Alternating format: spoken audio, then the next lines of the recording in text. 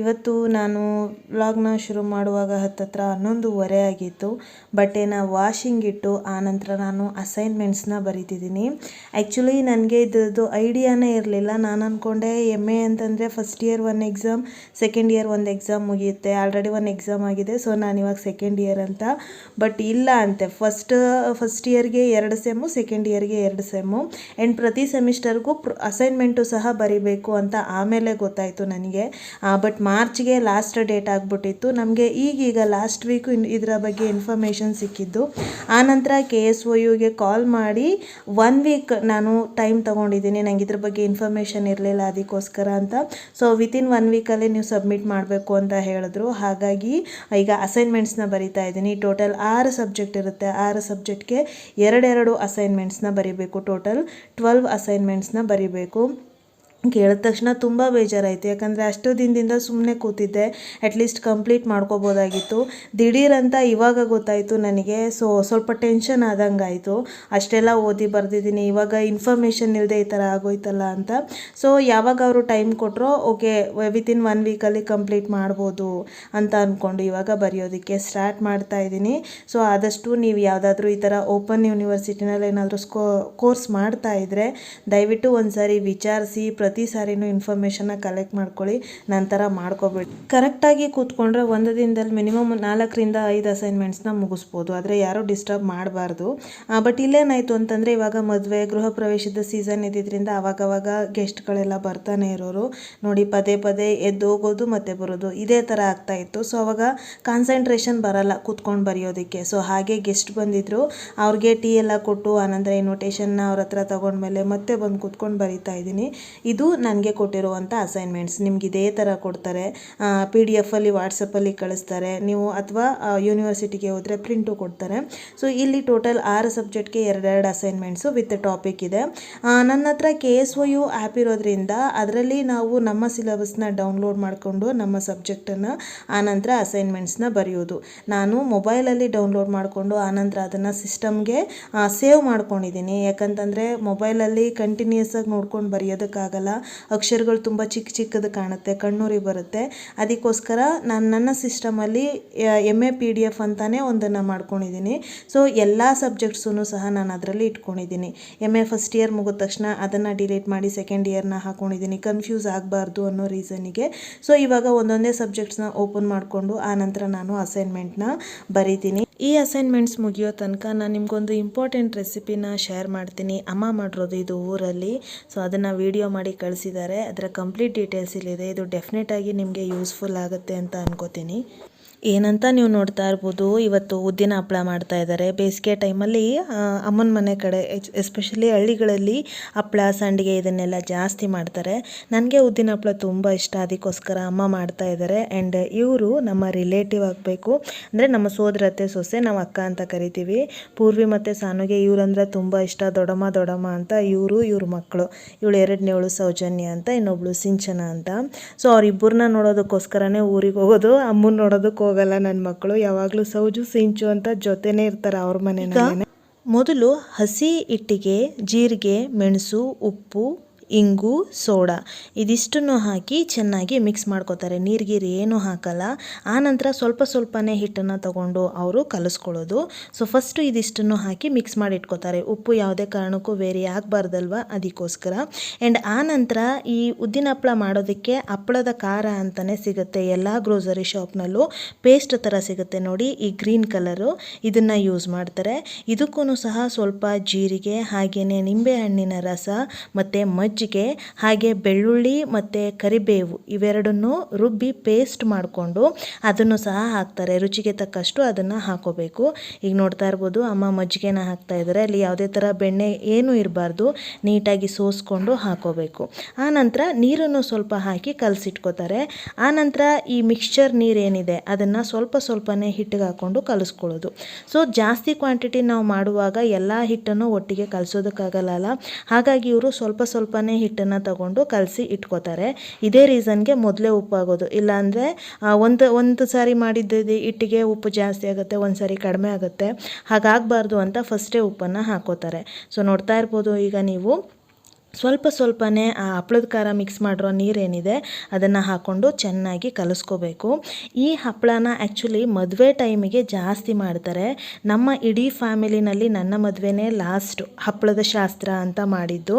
ಹಿಂದಿನ ದಿನ ಶಾಸ್ತ್ರ ಎಲ್ಲ ಮಾಡ್ತಾರೆ, ಜೊತೆಗೆ ಗಂಡಸರು ಬಂದು ಮಾಡ್ತಾರೆ. ಇದನ್ನು ಹಿಟ್ಟನ್ನು ಕಲಸಿ ಅದನ್ನು ಚೆನ್ನಾಗಿ ನಾದಿ ಆನಂತರ ಹೊರಳು ಕಲ್ಲಿಗೆ ಅದನ್ನು ಹಾಕಿ ಚೆನ್ನಾಗಿ ಕುಟ್ಟುತ್ತಾರೆ. ಆನಂತರ ಅದನ್ನು ಮುಚ್ಚಿಟ್ಟು ಪುನಃ ನಾಳೆ ಹುಡುಗಿಗೆ ಶಾಸ್ತ್ರ ಮಾಡಿ ಹಪ್ಪಳನ ಒತ್ತಿಸೋದು. ಸೊ ಈ ಥರ ಮಾಡುವಂಥದ್ದು, ಲಟ್ಸೋದು ಹಪ್ಪಳನ. ಸೊ ಈ ಥರ ಶಾಸ್ತ್ರ ಮಾಡ್ತಾರೆ. ಬಟ್ ಇವಾಗ ಯಾರೂ ಮಾಡ್ತಾಯಿಲ್ಲ, ಎಲ್ಲ ರೆಡಿಮೇಡ್ ಹಪ್ಪಳಗಳನ್ನು ತರ್ತಿದ್ದಾರೆ. ಎಲ್ಲ ಒಂಥರ ತುಂಬ ಸಿಂಪಲ್ ಆಗ್ತಾಯಿದೆ. ಅದ್ರ ಬದಲು ಬೇರೆ ಬೇರೆ ಶಾಸ್ತ್ರಗಳು ಅಂದರೆ ಪ್ರೀ ವೆಡ್ಡಿಂಗ್ ಶೂಟ್ ಆ ಥರ ಅದನ್ನೆಲ್ಲ ಮಾಡ್ಕೋತಾರೆ. ಬಟ್ ಇವೆಲ್ಲ ಒಂದು ಟ್ರೆಡಿಷ್ನಲ್ ವೇನಲ್ಲಿ ನಡೀತಿದ್ದಂಥ ಮದುವೆ ಶಾಸ್ತ್ರಗಳು. ಸೊ ಇವಾಗ ನೀವು ನೋಡ್ತಾ ಇರ್ಬೋದು 3 kg ಹಿಟ್ಟನ್ನು ತಗೊಂಡಿರೋದ್ರಿಂದ ಅದನ್ನು 3 ಭಾಗ ಮಾಡಿ ಅದನ್ನು ಹಿಟ್ಟನ್ನು ಕಲಸಿ ಇಟ್ಕೋತಾ ಇದ್ದಾರೆ. ಆನಂತರ ಇವರು ನಾದೋದಕ್ಕೆ, ಹಿಟ್ಟನ್ನು ಚೆನ್ನಾಗಿ ನಾದೋದಕ್ಕೆ ಹರಳೆಣ್ಣೆನ ಯೂಸ್ ಮಾಡ್ತಾರೆ. ನೋಡ್ತಾ ಇದ್ದೀರಾ ನೀವು, ಹರಳೆಣ್ಣೆಯಿಂದ ಇದನ್ನು ಚೆನ್ನಾಗಿ ನಾದಬೇಕು. ನಾರ್ಮಲ್ ಹಪ್ಪಳ ಅಂದರೆ ಅಕ್ಕಿ ಹಪ್ಪಳನ ಮಾಡೋದು ತುಂಬ ಈಸಿ. ರವೆ ಹಪ್ಪಳ ಮಾಡ್ತಾರೆ, ಅಕ್ಕಿ ಹಪ್ಪಳ ಮಾಡ್ತಾರೆ, ತುಂಬ ಈಸಿಯಾಗಿ ಮಾಡ್ತಾರೆ. ಇಷ್ಟೊಂದು ಪ್ರೋಸೆಸ್ ಏನೂ ಇರಲ್ಲ. ಬಟ್ ಉದ್ದಿನ ಹಪ್ಪಳ ಅಂತಂದಾಗ ಒಂದು ಅಥೆಂಟಿಕ್ ವೇನಲ್ಲಿ ಮಾಡ್ಕೊಂಡು ಹೋಗಬೇಕು. ಅದನ್ನು ಆವಾಗಲೇ ಅದರ ಟೇಸ್ಟು ತುಂಬ ಅಂದರೆ ತುಂಬ ಚೆನ್ನಾಗಿ ಬರೋದು. ಇವಾಗ ನೀವು ನೋಡ್ತಾ ಇದ್ದೀರಾ, ಇಷ್ಟು ಕೈಯಲ್ಲಿ ನಾದಿದ್ರೂ ಆನಂತರ ಅದನ್ನು ಹೊರಳು ಕಲ್ಲಿಗೆ ಹಾಕಿ ಒನಕೆಯಿಂದ ಚೆನ್ನಾಗಿ ಗುದ್ದಬೇಕು ಅದನ್ನು. ಸೊ ಅದು ಕಂಪ್ಲೀಟ್ ಸಾಫ್ಟ್ ಆದಮೇಲೆ ಒಂದು ಬಟ್ಟೆನ ಹಾಕಿ ಅದನ್ನು ಕವರ್ ಮಾಡಿ ಇಡ್ತಾರೆ. ಪುನಃ ನಾಳೆಗೇನೆ ಅದರಲ್ಲಿ ಹಪ್ಪಳನ ಲಟ್ಸೋದು. ಸೊ ಇದೇ ಥರ ಪ್ರತಿಯೊಂದನ್ನು ನಾದಿ ಇಟ್ಕೋಬೇಕು. ಆನಂತರ ನಾನು ಆಗಲೇ ಹೇಳಿದಾಗೆ ನೀವು ಹೊರಳು ಕಲ್ಲಿಗೆ ಹಾಕಿ ಅಥವಾ ನಿಮ್ಮ ಸ್ಲ್ಯಾಬ್ ಏನಿದೆ ಅದ್ರ ಮೇಲೇ ಇಟ್ಟು ಲಟ್ಟಣಿಗೆಯಿಂದ ಅಥವಾ ಕುಟಾಣಿ ಕಲ್ಲಿಂದ ಚೆನ್ನಾಗಿ ಕುಟ್ಟಿ ಅದನ್ನು ಸ್ಮೂತ್ ಮಾಡಿಕೊಂಡು ನೆಕ್ಸ್ಟ್ ಡೇ ಹಪ್ಪಳನ ಲಟ್ಸಿದ್ರೆ ಒಳ್ಳೆ ಉದ್ದಿನ ಹಪ್ಪಳ ರೆಡಿ ಆಗುತ್ತೆ. ಟೇಸ್ಟ್ ವೈಸು ಅಷ್ಟೇ ತುಂಬ ಚೆನ್ನಾಗಿರುತ್ತೆ. ನಿಮಗೆ ಸ್ಟಾರ್ಟಿಂಗ್ ಜಾಸ್ತಿ ಕ್ವಾಂಟಿಟಿನಲ್ಲಿ ಮಾಡೋದಕ್ಕೇನಾದರೂ ಕಷ್ಟ ಅಂತ ಅನಿಸಿದರೆ, ಡೌಟ್ ಇದ್ದರೆ ಸ್ವಲ್ಪ ಹಿಟ್ಟಲ್ಲಿ ಮಾಡ್ಕೊಳ್ಳಿ. ಟೇಸ್ಟು ನಿಮಗೆ ಗೊತ್ತಾದಾಗ, ಪ್ರೋಸೆಸ್ ಗೊತ್ತಾದಾಗ ಆನಂತರ ನೀವು ಜಾಸ್ತಿ ಕ್ವಾಂಟಿಟಿನಲ್ಲಿ ಮಾಡ್ಕೋಬೋದು. ಸೊ ಇವಾಗ ಹಿಟ್ಟೆಲ್ಲ ನಾದಿ ಆದಮೇಲೆ ಎಣ್ಣೆ ಹಾಕಿ ಇಟ್ಟರೆ ಪುನಃ ನಾಳೆ ಹಪ್ಪಳನ ಲಟ್ಸಿ ಒಣಗಿಸಿದ್ರೆ ಒಳ್ಳೆ ಉದ್ದಿನ ಹಪ್ಪಳ ರೆಡಿ ಆಗುತ್ತೆ. ಆ್ಯಂಡ್ ಇದು ನೆಕ್ಸ್ಟ್ ಡೇ ನೋಡ್ತಾ ಇರ್ಬೋದು ನೀವು, ತುಂಬ ಜಾಸ್ತಿ ಬಿಸಿಲಿರೋದ್ರಿಂದ ಬೇಗನೆ ಹಪ್ಪಳ ಎಲ್ಲ ಒಣಗಿದೆ. ಅಮ್ಮ ಚಕ್ಲಿ ಹಪ್ಪಳ, ಅಕ್ಕಿ ಹಪ್ಪಳ ಜೊತೆಗೆ ಉದ್ದಿನ ಹಪ್ಪಳ ಎಲ್ಲನೂ ಮಾಡಿಟ್ಟಿದ್ದಾರೆ. ಸೊ ಊರಿಗೂ ಸಹ ತರ್ತಾರೆ. ನಾನು ಏನೀಗ ಪ್ರೀವಿಯಸ್ ವಿಡಿಯೋ ಶೇರ್ ಮಾಡಿದ್ದೆ, ಇದು ಅದರ ಹಿಂದಿನ ದಿನದ ವಿಡಿಯೋ. ಅಮ್ಮ ಎಲ್ಲ ಹಪ್ಪಳನೂ ತಗೊಂಡು ಮತ್ತು ಖಾರದ ಪುಡಿ ಖಾಲಿಯಾಗಿತ್ತು, ರಾಗಿ ಹಿಟ್ಟು ಎಲ್ಲನೂ ತಗೊಂಡು ಮನೆಗೆ ಬಂದಿದ್ದಾರೆ ಇವಾಗ. ಆ್ಯಂಡ್ ಒಂದು ಫಂಕ್ಷನ್ ಇದೆ, ಅಮ್ಮ ಫಂಕ್ಷನಿಗೆ ಹೋಗಬೇಕು. ಅದಕ್ಕೋಸ್ಕರ ಹಿಂದಿನ ದಿನವೇ ಹೋಗೋದಕ್ಕೆ ಒಂದಷ್ಟು ಪ್ರಿಪ್ರೇಷನ್ ಮಾಡ್ಕೊಳ್ಳೋದಕ್ಕೆ ಬಂದಿದ್ದರು. ಸೊ ನೋಡಿ, ಇದಿಷ್ಟು ಅಮ್ಮ ತಂದಿರೋವಂಥ ಐಟಮ್ಸ್: ಹುಣಸೆಹಣ್ಣು, ಖಾರದ ಪುಡಿ, ಜೊತೆಗೆ ರಾಗಿ ಹಿಟ್ಟು, ಬೆಣ್ಣೆ, ತುಪ್ಪ, ಹಾಗೆಯೇ ಹಪ್ಪಳ, ಇದಿಷ್ಟು ತಂದಿದ್ರು. ಜೊತೆಗೆ ಪಲಾವ್ ಅಂದರೆ ಪೂರ್ವಿ ಸಾನು ಇಬ್ರಿಗೂ ಇಷ್ಟ ಅಲ್ವಾ, ಅದಕ್ಕೆ ಪಲಾವು ಸಹ ಮಾಡ್ಕೊಂಡು ಬಂದಿದ್ದಾರೆ. ಸೊ ಇದೆಲ್ಲ ಅಮ್ಮ ತಂದಿರೋವಂಥದ್ದು. ಅಮ್ಮ ಏನೇ ಮಾಡಿಕೊಟ್ರು ಚೆನ್ನಾಗಿರುತ್ತೆ, ಟೇಸ್ಟಿಯಾಗಿರುತ್ತೆ. ಅದರಲ್ಲೂ ನನ್ನ ಫೇವ್ರೇಟ್ ಉದ್ದಿನ ಹಪ್ಪಳ ತಂದಿದ್ದಾರೆ. ಇವತ್ತು ಊಟದ ಜೊತೆ ಅದನ್ನು ಸಹ ನಾನು ಕರಿತೀನಿ ಎಣ್ಣೆಯಲ್ಲಿ. ಆ್ಯಂಡ್ ಇವಾಗ ಅಮ್ಮನಿಗೆ ಒಂದಷ್ಟು ಮ್ಯಾಚ್ ಮಾಡಿಕೊಡ್ಬೇಕಿತ್ತು. ಸ್ಯಾರಿಗೆ ಯಾವ ಬ್ಲೌಸ್ ಹಾಕಿದ್ರೆ ಚೆನ್ನಾಗಿರುತ್ತೆ, ಅಮ್ಮನಿಗೆ ಅದು ಸ್ವಲ್ಪ ಅಷ್ಟೊಂದು ಗೊತ್ತಾಗಲ್ಲ. ಹಾಗಾಗಿ ನಾನು ಎಲ್ಲನೂ ತೋರಿಸ್ತಾ ಇದ್ದೆ. ಇದನ್ನಿಟ್ಟರೆ ಹೀಗೆ ಚೆನ್ನಾಗಿ ಕಾಣುತ್ತೆ ನೋಡು ಈ ಥರ ಅಂತ ಹೇಳಿ ಒಂದು 2-3 ಸ್ಯಾರಿನ ಅಮ್ಮನಿಗೆ ಸೆಲೆಕ್ಟ್ ಮಾಡಿಕೊಟ್ಟೆ. ಗೃಹ ಪ್ರವೇಶಕ್ಕೆ ಹೋಗ್ತಾ ಇದ್ದಾರೆ. ನಮ್ಮ ಚಿಕ್ಕಮ್ಮಂದು ಅಂದರೆ ನಮ್ಮ ಅಮ್ಮನ ತಂಗಿದು ಗೃಹ ಪ್ರವೇಶ ಇದೆ 23rd ಭಾನುವಾರ. ಅದಕ್ಕೋಸ್ಕರ ಒಂದಷ್ಟು ಪ್ರಿಪ್ರೇಷನ್ ಹಿಂದಿನ ದಿನವೇ ಹೋಗುತ್ತೆ ಅಮ್ಮ. ಯಾಕಂದರೆ ಅಮ್ಮನಿಗೆ ಇದೆಲ್ಲ ತುಂಬ ಚೆನ್ನಾಗಿ ಗೊತ್ತು. ಯಾವ್ಯಾವ ಥರ ಪೂಜೆ ಮಾಡಿಸ್ಬೇಕು, ಹೋಮಕ್ಕೆ ಏನೇನು ಇಡಬೇಕು ಪ್ರತಿಯೊಂದೂ. ಸೊ ನಮ್ಮ ಮನೇಲಿ ಆಲ್ಮೋಸ್ಟ್ ಯಾವುದೇ ಫಂಕ್ಷನ್, ಪೂಜೆ ಏನೇ ಆದ್ರೂ ಅಮ್ಮ ಮೇಯ್ನಾಗಿ ಅಲ್ಲಿ ಇರಲೇಬೇಕು, ಪ್ರತಿಯೊಂದನ್ನು ಡೈರೆಕ್ಟ್ ಮಾಡೋದಕ್ಕೆ. ಸೊ ಅದಕ್ಕೋಸ್ಕರ ಹೋಗ್ತಾ ಇದ್ದಾರೆ. ನಾನು ಒಂದಷ್ಟು ಸೀರೆಗಳೆಲ್ಲ ತೆಗೆದು ಕೊಟ್ಟೆ ಅಮ್ಮನಿಗೆ, ನೀಟಾಗಿ ಮ್ಯಾಚ್ ಎಲ್ಲ ಮಾಡಿ. ಇಷ್ಟೆಲ್ಲ ಮಾಡೋ ತನಕ ಮಧ್ಯಾಹ್ನನೇ ಆಗೋಯ್ತು. 2 ಅಸೈನ್ಮೆಂಟ್ ಏನೋ ಬರೆದೆ ಅಷ್ಟೇ. ಅಮ್ಮ ಬರೋ ತನಕ, ಬಂದಾದಮೇಲೆ ಬರೆಯೋದಕ್ಕಾಗಲಿಲ್ಲ. ಸೊ ಇಬ್ಬರು ಒಂದಷ್ಟೊತ್ತು ಮಾತೆಲ್ಲ ಆಡಿಕೊಂಡು ಆನಂತರ ಬ್ಯಾಗೆಲ್ಲ ನೀಟಾಗಿ ಪ್ಯಾಕ್ ಮಾಡಿಕೊಟ್ಟೆ ಅಮ್ಮನಿಗೆ. ಅದಾದಮೇಲೆ ಅವರು ಹೊರಟಾದಮೇಲೆ ಅಡುಗೆ ಮಾಡೋದಕ್ಕೆ ಶುರು ಮಾಡಿದೆ. ಮಧ್ಯಾಹ್ನ ಆಗೋಯಿತು ನನಗೆ. ಮತ್ತೆ ಬರೆಯೋದಕ್ಕೆ ಕೂರೋದಕ್ಕಾಗಲಿಲ್ಲ, ಯಾಕಂದರೆ ಅಡುಗೆ ರೆಡಿ ಮಾಡಬೇಕು ಬೇಗ ಅಂತ. ಆ್ಯಂಡ್ ಹಸ್ಬೆಂಡು ಡ್ಯೂಟಿ ಇತ್ತಲ್ವ, ಅವರು ಹೋಗಬೇಕಿತ್ತು. ಸೊ ಇವಾಗ ಅಡುಗೆ ರೆಡಿ ಮಾಡಬೇಕು. ಆ್ಯಂಡ್ ಆವಾಗಲೇ ವಾಷಿಂಗ್ ಮಷಿನ್ಗೆ ಬಟ್ಟೆ ಹಾಕಿದ್ದೆ, ಅದನ್ನೆಲ್ಲ ಒಣಗಿ ಹಾಕಿ ಇವಾಗ ನಾನು ಅನ್ನ ಸಾಂಬಾರ್ ಜೊತೆಗೆ ಪಲ್ಯ ಮಾಡಬೇಕಂತ ಅಂದ್ಕೊಂಡಿದ್ದೀನಿ. ಪಲ್ಯಕ್ಕೆ ಚಪ್ಪರದ ಅವರೆಕಾಯಿ ಮತ್ತು ಹೆಸರು ಕಾಳು ಎರಡನ್ನೂ ಸಹ ಬೇಯೋದಕ್ಕೆ ಇಟ್ಟಿದ್ದೆ. ಆ್ಯಂಡ್ ಕುಕ್ಕರಲ್ಲಿ ಬೇಳೆನೂ ಸಹ ಬೇಯಿಸಿದ್ದೆ ಆಲ್ರೆಡಿ. ನುಗ್ಗೆಕಾಯಿ ಸಾಂಬಾರು ಮಾಡಬೇಕು ಅಂತ ಪೂರ್ವಿ ಕೇಳಿದ್ಲು, ಅದಕ್ಕೋಸ್ಕರ. ಸೊ ಇವಾಗ ಪಲ್ಯಕ್ಕೆ ಕಾಳು ಸಹ ಬೆಂದಿದೆ, ಹಾಗೆ ಕುಕ್ಕರಲ್ಲಿ ಬೇಳೆನೂ ಸಹ ಬೆಂದಿದೆ. ಬೇಗ ಬೇಗ ಅಡುಗೆ ಮಾಡಿಬಿಡ್ಬೇಕು. ಆಲ್ರೆಡಿ 1 ಗಂಟೆ ಆಗ್ಬಿಟ್ಟಿತ್ತು, ಇನ್ನು ಅರ್ಧ ಗಂಟೆಯಲ್ಲಿ ಅಡುಗೆ ಎಲ್ಲ ರೆಡಿ ಮಾಡಬೇಕು. ಆ್ಯಂಡ್ ತುಂಬ ಜನ ಕೇಳ್ತಿರ್ತೀರಾ, ಇಷ್ಟೊಂದು ಆ್ಯಕ್ಟಿವ್ ಆಗಿ ಹೇಗಿರ್ತೀರಾ, ಇಷ್ಟು ಕೆಲಸ ಒಟ್ಟಿಗೆ ಮ್ಯಾನೇಜ್ ಮಾಡ್ತೀರಾ, ಸುಸ್ತಾಗಲ್ವಾ ನಿಮಗೆ, ಕಷ್ಟ ಆಗಲ್ವಾ ಅಂತ. ಕಷ್ಟ ಅನ್ನೋದಕ್ಕಿಂತ ಒಂದು ಮಾಡಲೇಬೇಕು. ಈ ಸ್ಟಡೀಸ್ ಅಥವಾ ಟೈಲರಿಂಗ್ ಅಂತ ಏನಿದೆ, ಇದು ನನ್ನ ಚಾಯ್ಸ್. ಇದು ಯಾರು ಫೋರ್ಸ್ ಮಾಡಿ ಕೊಟ್ಟಿದ್ದಂಥದ್ದಲ್ಲ. ಸೊ ಹಾಗಂತ ನಾನು ಇದನ್ನು ಮಾಡ್ತೀನಿ ಅಂತ ನನ್ನ ರೆಗ್ಯುಲರ್ ಕೆಲಸಗಳನ್ನು ಮಿಸ್ ಮಾಡಿಕೊಂಡ್ರೆ, ಅಡುಗೆ ಮಾಡೋದಿರ್ಬೋದು, ಮಕ್ಕಳನ್ನ ಕೇರ್ ಮಾಡೋದಿರ್ಬೋದು, ಅದನ್ನು ನಾನು ಮಿಸ್ ಮಾಡ್ಕೊಳ್ಳೋದಕ್ಕಾಗಲ್ಲ. ಯಾಕಂದರೆ ಅದು ನನ್ನ ಕರ್ತವ್ಯ, ಡ್ಯೂಟಿ ಆಗುತ್ತೆ. ಸೊ ಅದಕ್ಕೋಸ್ಕರ ನನ್ನ ಆಸೆಗಳು, ನನ್ನ ಇಂಟ್ರೆಸ್ಟ್ ಏನಿದೆ ಅದನ್ನು ನಾನು ಕಾಪಾಡ್ಕೊಂಡು ಹೋಗಬೇಕು. ಅದೇ ಥರ ಮನೆ ಕೆಲಸನೂ ಮಾಡಬೇಕು. ಒಬ್ಬ ತಾಯಿಯಾಗಿ ಮನೆಯಲ್ಲಿ ಏನೇನೆಲ್ಲ ಮೇಂಟೈನ್ ಮಾಡಬೇಕು ಅದನ್ನು ಮಾಡಲೇಬೇಕು. ನನಗೆ ಕಷ್ಟ ಅನ್ನೋದಕ್ಕಿಂತ ತೀರಾ ಇಷ್ಟ ಆಗುತ್ತೆ ಇದನ್ನೆಲ್ಲ ಮಾಡೋದಕ್ಕೆ. ಬೈ ಚಾನ್ಸ್ ತೀರಾ ಏನಾದರೂ ರಿಸ್ಕ್ ಆಯಿತು ಅಥವಾ ಸುಸ್ತಾಯಿತು ಅನ್ನೋ ಟೈಮಲ್ಲಿ ರೆಸ್ಟ್ ಮಾಡ್ಕೋತೀನಿ. ಇಲ್ಲ ಹಸ್ಬೆಂಡ್ ಮತ್ತು ಪೂರ್ವಿ ಹೆಲ್ಪ್ ಮಾಡೇ ಮಾಡ್ತಾರೆ, ನಿಮ್ಮೆಲ್ರಿಗೂ ಗೊತ್ತೇ ಇದೆ. ತೀರಾ ನನ್ನ ಕೈಲಿ ಆಗಿಲ್ಲ ಅಂದರೆ ಮಾತ್ರ ಹೆಲ್ಪ್ ತೊಗೋತೀನಿ, ಇಲ್ಲಾಂದರೆ ನಾನು ಮಾಡ್ಕೊಂಡು ಹೋಗ್ತೀನಿ. ನನಗೇನು ಅಂತಂದರೆ ಟೆನ್ಷನ್ ಇರಬಾರ್ದು ಅಷ್ಟೇ, ಬೇಗ ಮುಗಿಸ್ಬೇಕು ಆ ಥರ ಟೆನ್ಷನ್ ಇರಬಾರ್ದು. ಮೈಂಡ್ ಕಾಮ್ ಆಗಿದ್ದರೆ ಆರಾಮ್ಸೆ ಎಷ್ಟು ಕೆಲಸ ಬೇಕಿದ್ರೂ ಮಾಡ್ಕೊಂಡು ಹೋಗ್ಬೋದು. ಇವತ್ತೂ ಅಷ್ಟೇ ಸ್ವಲ್ಪ ಟೆನ್ಷನ್ ಏನು ಅಂತಂದರೆ ಅಸೈನ್ಮೆಂಟ್ಸ್ನ ಬೇಗ ಬರೀಬೇಕು ಅನ್ನೋದಿತ್ತು. ಯಾವಾಗ ಅಡುಗೆ ಮನೆಗೆ ಬಂದೋ ಇವತ್ತು ಅಸೈನ್ಮೆಂಟ್ ಆಗಲ್ಲ ಅಂತ ಗೊತ್ತಾಯಿತು.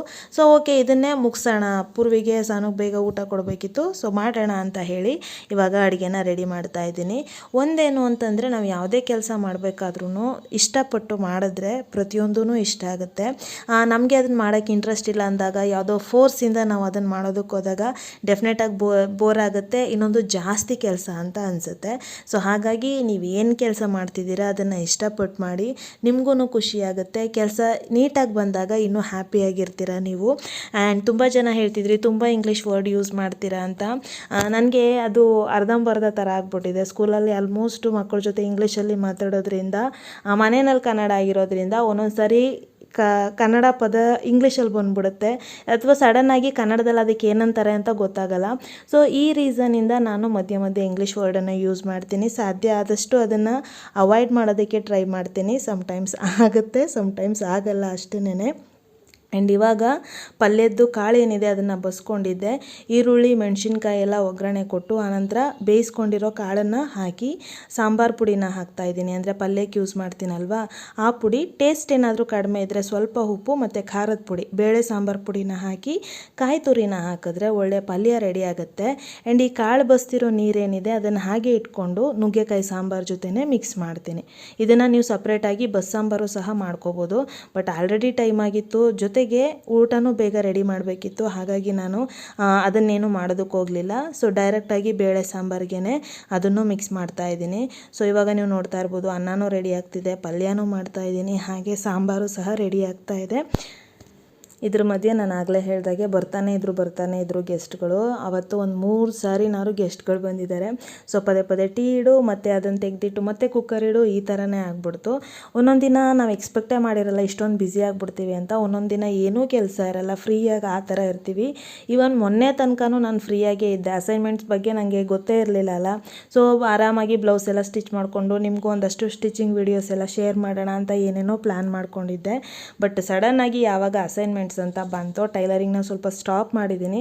ಬಟ್ ಆದಷ್ಟು ಬೇಗ ನನ್ನ ಅಸೈನ್ಮೆಂಟ್ಸ್ನ ಮುಗಿಸಿ ಅದನ್ನು ಮೈಸೂರಿಗೆ ತಲುಪಿಸಿ ನಾನು ನಿಮಗೆ ಸ್ಟಿಚಿಂಗ್ ವಿಡಿಯೋನ ಆದಷ್ಟು ಶೇರ್ ಮಾಡೋದಕ್ಕೆ ಟ್ರೈ ಮಾಡ್ತೀನಿ. ಸೊ ಇವಾಗ ಸಾಂಬಾರು ರೆಡಿಯಾಗಿದೆ, ಅನ್ನನೂ ರೆಡಿಯಾಗಿದೆ, ಆ್ಯಂಡ್ ಒಗ್ಗರಣೆ ಹಾಕ್ತಿದ್ದೀನಿ ಸಾಂಬಾರಿಗೆ. ಸಾಂಬಾರು ಕುದಿಯುವಾಗ ಲಾಸ್ಟಲ್ಲಿ ನೀವು ಈರುಳ್ಳಿನ ಕಟ್ ಮಾಡಿ ಸಾಂಬಾರಿಗೆ ಹಾಕಿ ಒಳ್ಳೆ ಘಮ ಬರುತ್ತೆ, ಜೊತೆಗೆ ಟೇಸ್ಟು ಅಷ್ಟೇ ತುಂಬ ಚೆನ್ನಾಗಿರುತ್ತೆ. ಒಗ್ಗರಣೆ ಆ್ಯಸ್ ಯೂಶ್ವಲ್ ನಿಮಗೆ ಗೊತ್ತೇ ಇದೆ, ಎಣ್ಣೆ, ಸಾಸಿವೆ, ಇಂಗು, ಕರಿಬೇವಿನ ಸೊಪ್ಪು, ಬೆಳ್ಳುಳ್ಳಿ ಮತ್ತು ಒಣಮೆಣಸಿನ್ಕಾಯಿನ ಹಾಕಿದ್ರೆ ಸೂಪರ್ ಒಗ್ಗರಣೆ ರೆಡಿ ಆಗುತ್ತೆ. ಇದಕ್ಕೆ ಬೇಕಿದ್ರೆ ನೀವು ಹುಣಸೆ ರಸನೂ ಅಲ್ಲೇ ಹಾಕ್ಬಿಟ್ಟು ಚೆನ್ನಾಗಿ ಕುದಿಸಿ ಹಾಕಿ, ಇನ್ನು ಡಿಫ್ರೆಂಟ್ ಟೇಸ್ಟ್ ಬರುತ್ತೆ ಸಾಂಬಾರು. ಸ್ವಲ್ಪ ಬೆಲ್ಲ, ನಿಮಗೇನಾದರೂ ಸ್ವೀಟ್ ಇಷ್ಟ ಆದರೆ. ಸೊ ಈ ಥರ ನಾನು ಅಡುಗೆ ಮಾಡುವಂಥದ್ದು. ಅಡುಗೆ ಆಗ್ತಿದ್ದಾಗೇ ನಾನು ಸ್ಲ್ಯಾಬು ಸಹ ಕ್ಲೀನ್ ಮಾಡಬೇಕು. ಆ್ಯಂಡ್ ಬೆಳಿಗ್ಗೆ ಡೈರೆಕ್ಟ್ ಅಸೈನ್ಮೆಂಟ್ ಬರೆಯೋದಕ್ಕೆ ಕೊಟ್ಟೋದನ್ನ ಪಾತ್ರೆನೂ ತೊಳೆದಿಲ್ಲ, ತಿಂಡಿ ಮಾಡಿದ್ದೆಲ್ಲ ಹಾಗೆ ಇತ್ತು, ಅದನ್ನು ಕ್ಲೀನ್ ಮಾಡಬೇಕು. ಸೊ ಇದೇ ಥರ ಕೆಲಸಗಳು ಯಾವಾಗಲೂ ನಾನು ಆಗಲೇ ಹೇಳಿದಾಗೆ ತುಂಬ ಫ್ರೀ ಇದ್ದ ದಿನಗಳು ಇರ್ತವೆ, ಹಾಗೆ ಒಂದು ಕ್ಷಣವೂ ರೆಸ್ಟ್ ಇಲ್ಲದೆ ಇರೋವಂಥ ದಿನಗಳು ಇರ್ತವೆ. ಬಟ್ ಎರಡನ್ನೂ ಒಂದೇ ಥರ ಬ್ಯಾಲೆನ್ಸ್ ಮಾಡಬೇಕು. ನೀವೇನಾದರೂ ಕೆಲಸ ಜಾಸ್ತಿ ಇದೆ ಅಂತ ಟೆನ್ಷನ್ ಮಾಡಿಕೊಂಡ್ರೆ ನಿಮ್ಮ ಹೆಲ್ತೇ ಹಾಳಾಗೋದು. ಹಾಗಾಗಿ ನಾನು ಅಷ್ಟೇ ಟೆನ್ಷನ್ ಮಾಡ್ಕೊಳ್ಳೋದಿಲ್ಲ. ಸಾಧ್ಯ ಆದಷ್ಟು ಕೂಲಾಗೆ ಮಾಡೋದಕ್ಕೆ ಟ್ರೈ ಮಾಡ್ತೀನಿ. ಇವಾಗ್ಲೂ ಅಷ್ಟೇನೆ ಆರಾಮ್ಸೆ ನಕ್ಕೊಂಡೇ ಮಾಡ್ಕೊಂಡು ಹೋದೆ. ಸಿಟ್ಟು ಮಾಡಿಕೊಂಡ್ರು ಯಾರ ಮೇಲೆ ಮಾಡ್ಕೊಳಕ್ಕಾಗತ್ತಲ್ವ. ಮಕ್ಕಳು ಚಿಕ್ಕವರು, ಹಸ್ಬೆಂಡ್ ಪಾಪ ಡ್ಯೂಟಿಗೆ ಹೋಗಬೇಕು. ಸೊ ಹಾಗಾಗಿ ಸಿಟ್ಟು ಮಾಡಿಕೊಂಡ್ರೆ ನಮ್ಮ ಬಿ ಪಿನೇ ಜಾಸ್ತಿ ಆಗುತ್ತೆ. ಸೊ ಅದಕ್ಕೋಸ್ಕರ ಏನೇ ಕೆಲಸ ಇದ್ದರೂ ಸಾಧ್ಯ ಆದರೆ ನೀವೇ ಕಡಿಮೆ ಮಾಡ್ಕೊಳ್ಳೋದಕ್ಕೆ ಟ್ರೈ ಮಾಡಿ. ಯಾರ ಮೇಲೂ ರೇಗೋದಕ್ಕೆ, ಸಿಟ್ಟು ಮಾಡ್ಕೊಳ್ಳೋದಕ್ಕೆ ಹೋಗಬೇಡಿ. ಆಗ ನಿಮಗೆ ಆರಾಮಂತ ಅನಿಸುತ್ತೆ. ಇದು ತುಂಬ ಜನ ನನ್ನನ್ನು ಕೇಳಿದ ಪ್ರಶ್ನೆ, ಇಷ್ಟು ಕೆಲಸ ಮಾಡಿದ್ರೂ ಹೇಗೆ ಕೂಲಾಗಿರ್ತೀರಾ, ಹೇಗೆ ಎಲ್ಲನೂ ಮೇಂಟೈನ್ ಮಾಡ್ತೀರಾ ಅಂತ. ಒಂದು ಮನೆ ಅಂದಾಗ ಕಂಪ್ಲೀಟ್ ಜವಾಬ್ದಾರಿ ನಮ್ಮ ಮೇಲೆ ಇದ್ದಾಗ ಎಲ್ಲನೂ ನಾವೇ ಮೇಂಟೈನ್ ಮಾಡಬೇಕು.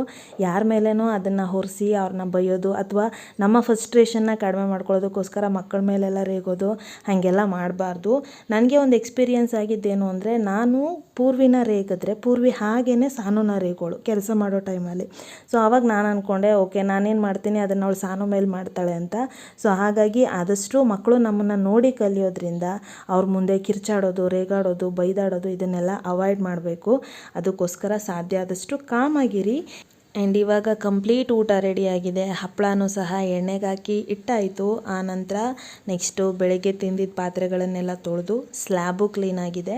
ಊಟ ಬಡಿಸಿ, ಊಟ ಆದಮೇಲೆ ಸಾಧ್ಯ ಆದರೆ ಒಂದೆರಡು ಅಸೈನ್ಮೆಂಟ್ ಬರೆಯೋದಕ್ಕೆ ಟ್ರೈ ಮಾಡ್ತೀನಿ. ಸೊ ಇದಾಗಿತ್ತು ನನ್ನ ಇವತ್ತಿನ ವಿಡಿಯೋ. ಹೋಪ್ ಈ ವಿಡಿಯೋ ನಿಮ್ಮೆಲ್ಲರಿಗೂ ಇಷ್ಟ ಆಗಿದೆ ಅಂತ ಅನ್ಕೋತೀನಿ. ಇಷ್ಟ ಆಗಿದ್ದರೆ ಪ್ಲೀಸ್ ಲೈಕ್ ಮಾಡಿ, ಶೇರ್ ಮಾಡಿ, ಹಾಗೆ ನನ್ನ ಚಾನಲ್ನ ಸಬ್ಸ್ಕ್ರೈಬ್ ಮಾಡಿ. ಸಿಗೋಣ ಮುಂದಿನ ವಿಡಿಯೋದಲ್ಲಿ. ಅಲ್ಲಿವರೆಗೂ ನಮಸ್ಕಾರ.